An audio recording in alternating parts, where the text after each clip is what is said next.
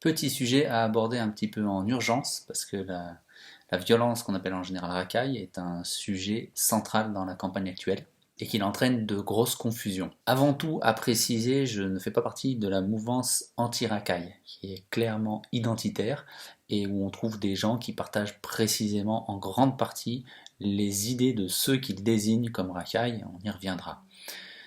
Pour commencer, il est important de définir de quoi on parle. Le terme racaille est aujourd'hui beaucoup trop utilisé. Moi, je l'ai choisi pour le titre de la vidéo parce que ça fait une consonance anti-racaille, anti-raciste, 3 syllabes communes sur 4. Mais au quotidien, c'est pas de ça que je parle, c'est des agresseurs nictamériens. Voilà, les agresseurs nictamériens, c'est un terme qui est plus précis. De quoi est-ce qu'il s'agit? Il s'agit de gens qui aiment commettre des agressions, qui aiment sentir qu'une personne leur est soumise par la peur, et qui ponctue ces agressions-là de nique ta mère, de je vais t'enculer ta race, de wallah sale fils de pute, etc. Pourquoi est-ce qu'il est important d'en parler, surtout en période d'élection, quand on est soi-même militant antiraciste? C'est l'objet de cette intervention. Je vais proposer ça autour de 3 questions. D'abord, qui sont ces agresseurs nictamériens? Comment est-ce qu'ils sont? Ensuite, pourquoi se soucier de ce sujet quand on a une vraie pensée antiraciste et surtout non raciale? Et enfin, pourquoi est-ce que ce sujet, même important, ne va pas influencer mon vote aujourd'hui, dimanche 10 avril 2022? Première partie, qui sont les agresseurs nictamériens? De par mon expérience assez avancée malheureusement de ce phénomène, je vais vous proposer un ensemble de caractéristiques et on va se demander à qui ça nous fait penser. Alors, tentons d'imaginer une personne qui soit à la fois agressive, un mec agressif, identitariste de ce qu'il est, identitariste, blanc s'il est blanc, noir s'il est noir, arabe s'il est arabe, musulman s'il est musulman, turc s'il est turc, etc. Et haineux envers toutes les autres formes d'origine, de religion, de couleur, etc.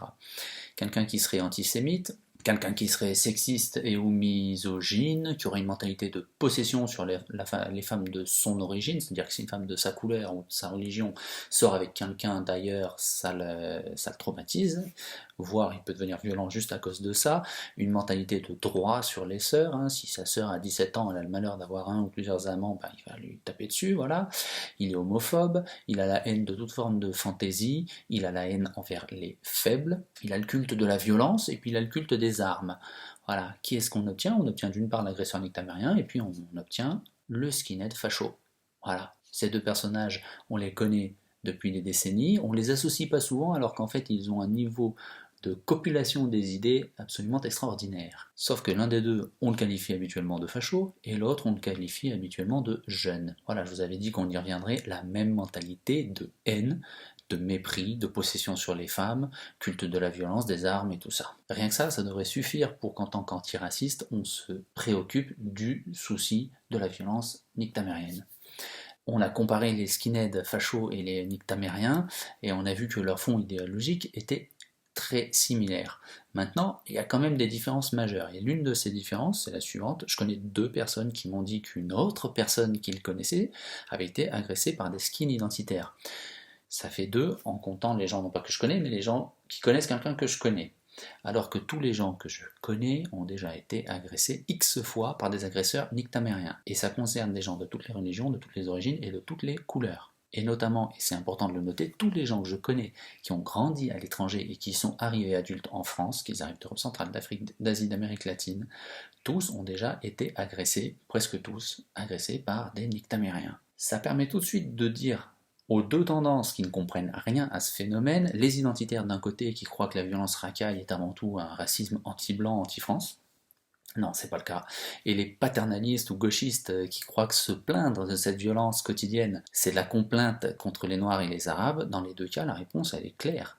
De toutes les couleurs, on peut se faire agresser par les nictamériens. Et ceux qui morflent le plus sont ceux qui habitent dans les cités populaires, donc en bonne partie des immigrés récents. Quand on est pour qu'il y ait une immigration en France, comme c'est mon cas, et que les immigrés arrivent dans des conditions normales, dans des quartiers vivables, on est obligé de se préoccuper de ce sujet. Autre raison assez évidente, c'est que quand on est un tant soit peu féministe ou pour les droits des homosexuels, c'est pareil. L'adversaire le plus violent et le plus actif sur ce terrain, c'est l'agresseur nictamérien. Ou encore qu'on connaît l'évolution récente de l'antisémitisme ou du racisme anti-asiatique, qui sont tous les deux de plus en plus violents et de plus en plus fréquents, là encore, presque tout vient de l'agresseur nictamérien.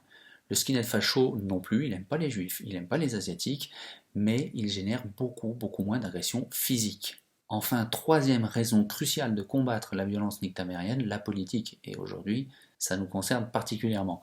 Les agresseurs nictamériens sont les premiers fournisseurs officiels de voix de l'extrême droite.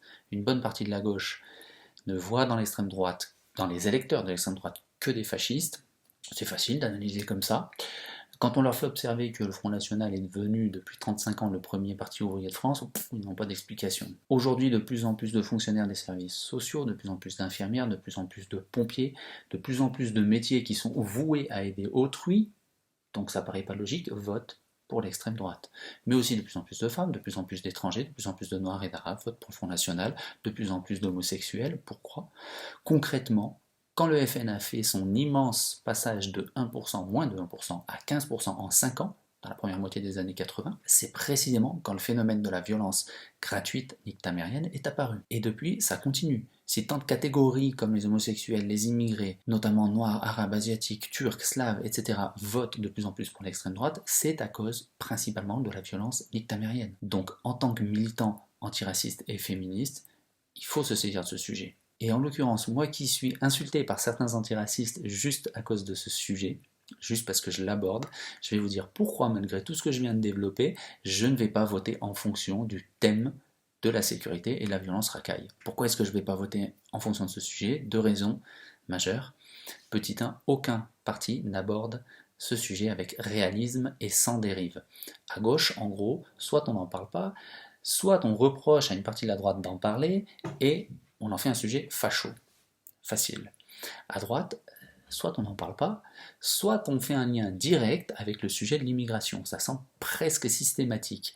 C'est pourtant super simple à résoudre. 95 à 99% des immigrés et des enfants d'immigrés ne balancent pas du Wallah, je vais te niquer ta mère, sale fils de pute, je vais t'enculer ta race et tout ça. Ou quand une fille refuse leurs avances dans la rue, ne balance pas, sale pute, qu'est-ce que tu te prends, tu te crois belle et tout, je vais te niquer ta race. Qui est d'ailleurs une raison majeure numéro 2 quand on est féministe de s'attaquer à ce sujet-là. Et ça nous permet de répondre aux xénophobes que leurs explications, évidemment, c'est encore des Noirs et des Arabes, c'est débile. Et aux paternalistes que leurs explications, les pauvres en tant que Noirs et Arabes, ils ont subi ceci, cela, non, c'est tout aussi débile et faux. Je fais ce test assez régulièrement, c'est simple, ça n'a pas bougé depuis les années 90. Dans les années 90, moi j'étais gauchiste, on considérait sécuritariste comme en gros un synonyme de fasciste. Ça continue, on parle du sujet sécurité, il y a toujours un gauchiste qui vient nous dire tu es sûr que tu ne stigmatises pas certaines populations, ou encore c'est la rhétorique du Front National, ou oui mais ils ont subi du racisme. Donc le raccourci violence égale immigration, on le retrouve autant à gauche qu'à droite. Donc personne dans le champ politique ne prend vraiment en compte qu'il faut lutter contre la violence gratuite racaille, et à la fois qu'il faut foutre la paix aux 95-99% d'immigrés qui n'ont rien à voir avec cette violence, et qui même souvent la subissent. Donc concrètement, à ce jour, personne n'analyse correctement ce problème, et personne ne propose des solutions réalistes qui marcheront à 10 ans, à 20 ans. La deuxième raison pour laquelle je ne vais pas voter en fonction de ce sujet, c'est parce que ce problème, si crucial qu'il paraisse, en vérité, c'est même pas un dixième des problèmes qu'on a en France aujourd'hui.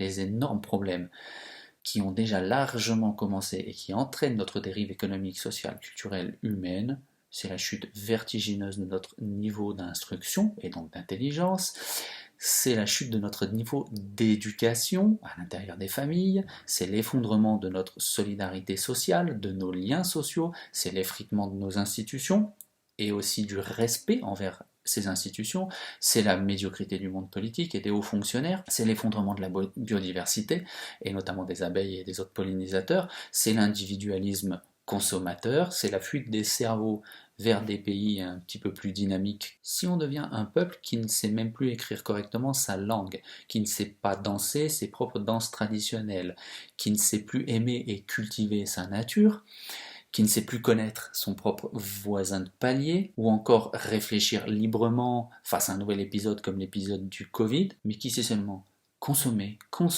s'abrutir de streaming, se préoccuper uniquement de son pouvoir d'achat, c'est pas la cause de la violence racaille en fait. Non seulement tous ces problèmes sont beaucoup plus graves et beaucoup plus larges que la violence nictamérienne, mais en plus ils en sont en grande partie une cause. Je vais donc voter en fonction de ces problèmes généraux et non pas en fonction de ce cas particulier qui est la violence nictamérienne, qu'il faudra cependant qu'un jour on aborde tous vraiment, y compris la gauche antiraciste.